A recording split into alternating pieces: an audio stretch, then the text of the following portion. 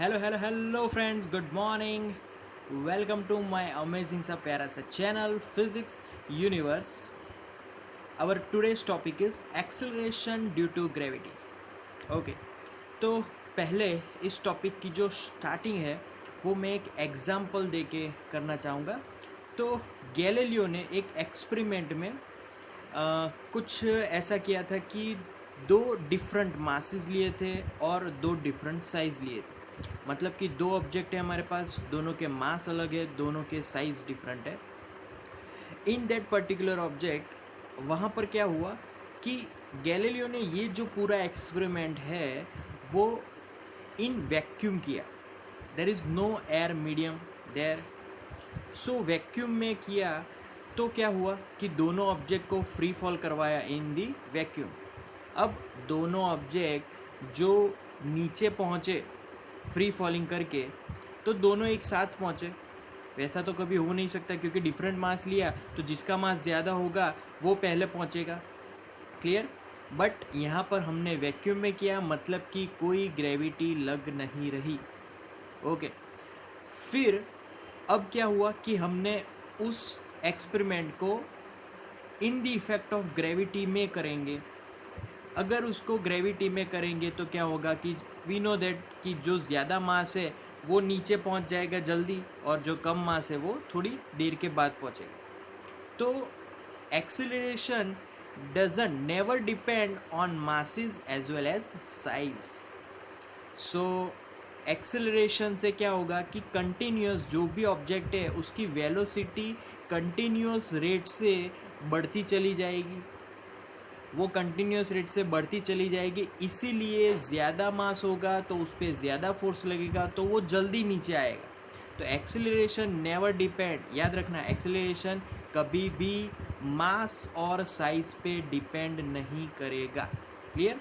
Okay, now we are talking about now different acceleration at different places.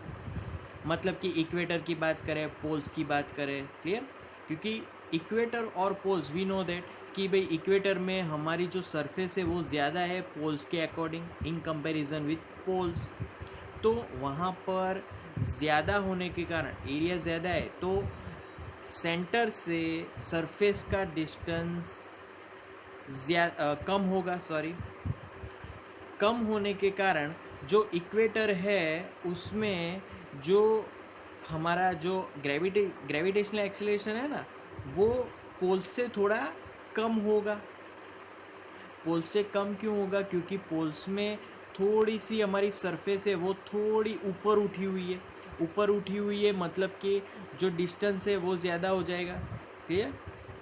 तो वहाँ से हमारा जो ग्रेविटी है, ग्रेविटेशनल एक्सीलरेशन है, वो पोल से थोड़ा कम हो जाएगा। क्योंकि इक्वेटर में सरफेस ज़्यादा है, सरफेस ज़्यादा है तो डिस्टेंस ज़्यादा होगा, डिस्टेंस ज़्यादा होगा, इसीलिए ग्रेविटेशनल एक्सीलरेशन भी कम होगा। Okay, now we are talking about relationship between small G and capital G. Okay, now small G and capital G, we know that force formula. What is force formula? Okay, here it is written that force formula is mass into gravity, gravitational acceleration. And it's again different formula, that is force F is equal to capital G capital M M upon R square. अब ये सब क्या है? capital M is our earth's mass, small m is our object's mass. Okay, and R, that is our distance between object and earth surface, earth center, sorry. Okay, now इन दोनों को compare कर दो, दोनों फोर्स की ही formula है ना, तो मास मास cut हो जाएगा। We left with G formula, G M upon R square.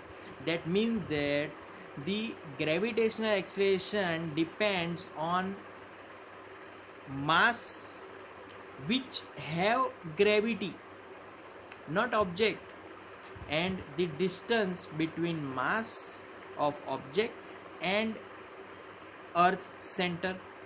Clear? So that's the relationship between small g and capital G. Okay, so That's all for today, guys. Thank you very much to listening my video lectures till the end. That means a lot to me. Thank you very much.